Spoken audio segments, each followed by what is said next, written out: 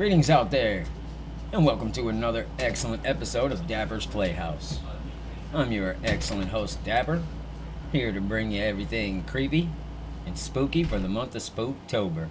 If this is your first time checking in, welcome. Plenty more room, plenty more seats available. Playhouse is quite large. This is day 24, and big thanks to new subscribers. Thank you very much for helping this channel grow. And it's a Thirsty Thursday today, so drink on up. Not sure where you are in your neck of the woods, but here it's plenty hot. And it's about to get hotter. So away we go. Yeah, I just gotta be honest, I don't know what the big deal is. Get out. If ghosts aren't real, explain this. Yeah, guys. Ghosts aren't real. Explain that. That's clearly a ghost. I've seen it.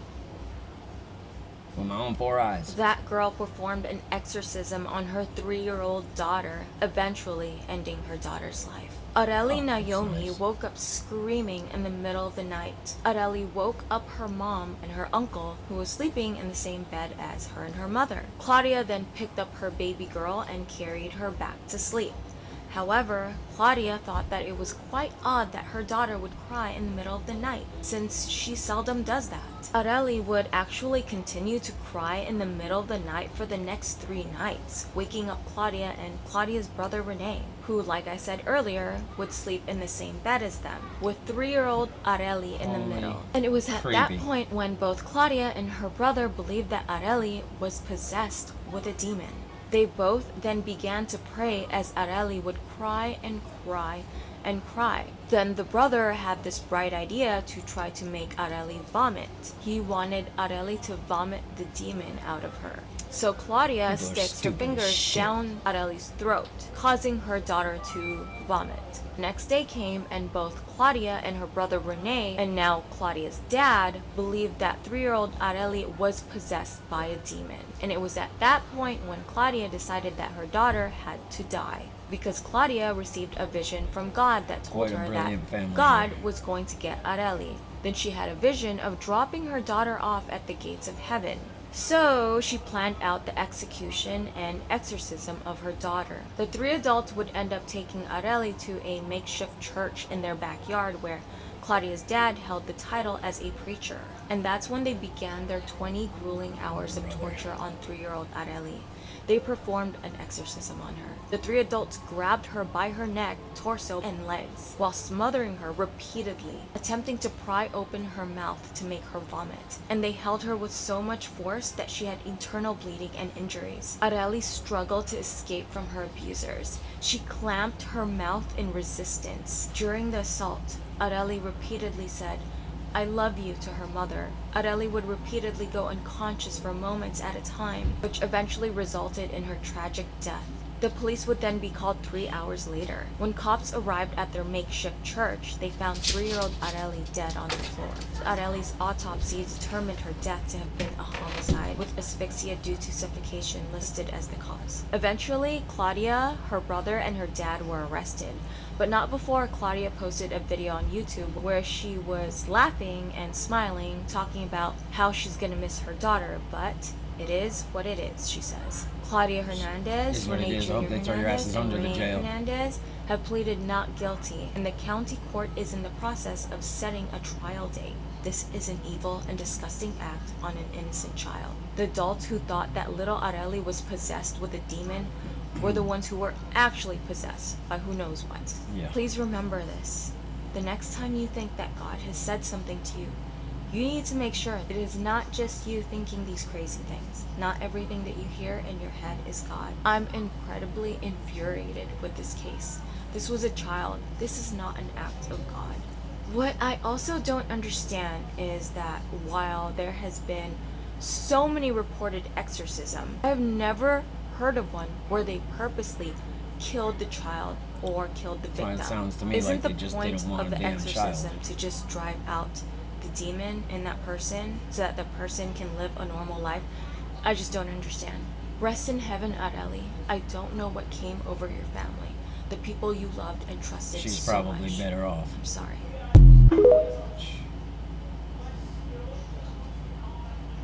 Would you want to see Terrifier 4 take place during another holiday? Easter. You think Easter? Easter. I think 4th of July. Yeah, now I pretty get where morbid. you're going because of what you just said with the religious aspect of it and like heaven and hell, but I think 4th of July could be really fun considering what art would do with like fireworks. Yeah. I feel like fireworks would be too quick for him though. This is the first time we saw him use explosives. Thanksgiving we just saw a whole ass slasher movie on that. From Eli Roth back in 2023, so I think it would be too soon if someone else did, like Thanksgiving slasher. I say Easter, bro. You could do Easter. He could dress up as the Easter Bunny. He could dress up as the Easter Bunny. That's what I'm saying. I think that's the fun thing about art too is you can put him in some goofy ass costume and no one will blink an eye. You can't put Michael Myers in a Santa outfit or Easter Bunny outfit. You can't put Jason in a Santa outfit or Easter Bunny outfit. Because Art himself is goofy. But you can put Art in those costumes. Yeah. And it will definitely match the movie. It works. It does work. I loved him in the Santa outfit. He's a horror icon. Plain and simple. What about it, folks? What would you like to see? Comment down below. I feel really sorry for Mother Nature. At least when I went through the change, nothing fell off. At least not yet. Slipknot. What do you mean by that? I don't understand the question. Give it to me again. What the hell are you talking about? I don't understand what the hell you're saying. Who is Slipknot? I don't understand what the hell you're saying!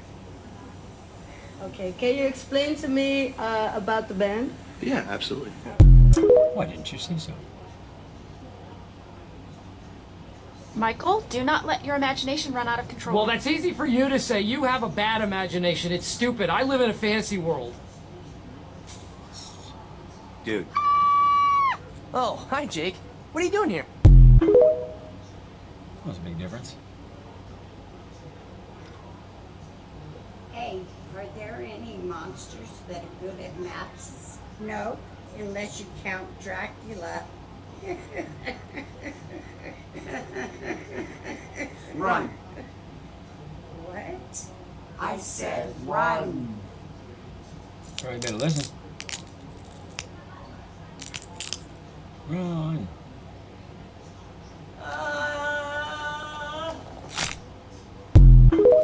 She's funny.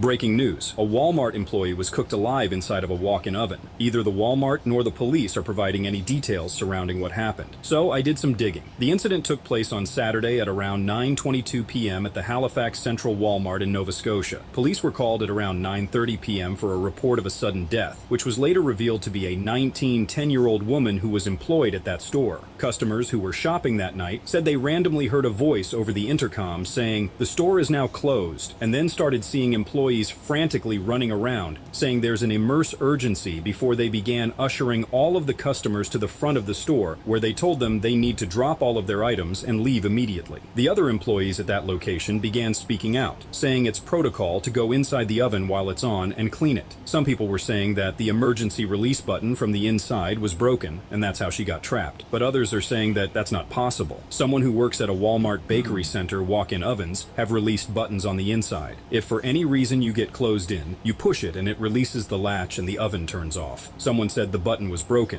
but there's still no way she got closed in accidentally. Either she closed herself in or someone else did. Those doors don't shut on their own. And they definitely don't latch on without being pushed or pulled into place. Someone else said the oven gets turned on from the outside by a button. Someone had to turn it on. Plus, customers could hear her screams. No one could find her and let her out. It's a see-through oven. Foul play. I say rest in peace to this poor woman. As soon as they come out with any new details, I'll keep you guys updated.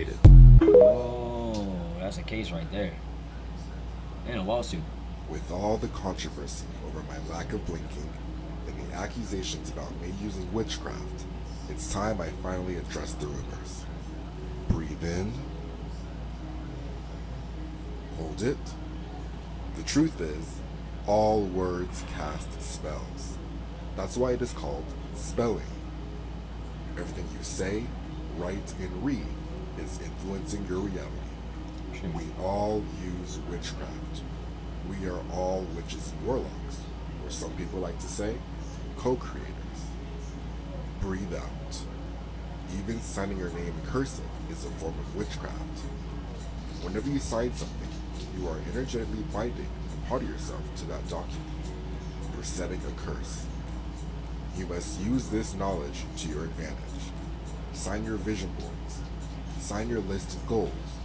And include your name in affirmations. When you read affirmations that mention your name, you alert your subconscious mind that whatever you're reading or saying is true and about you. This is why I programmed Grand Rising to incorporate your full name in some of the spells. Reading them makes you feel better. Remember, feeling is the secret to influencing your reality. Try it in the comments. Write an affirmation using your name.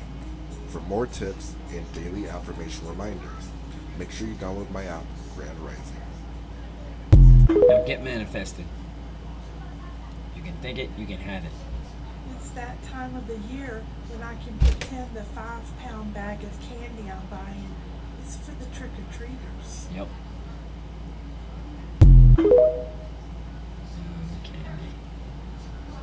Candy. Candy.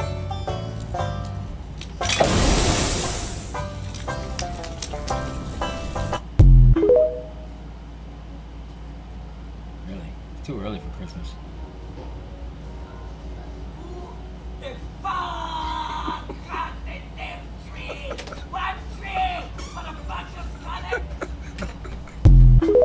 Don't piss off the Lorax.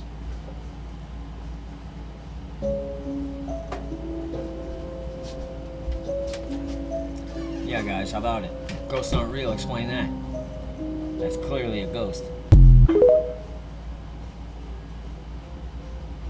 know about y'all, but I'm convinced.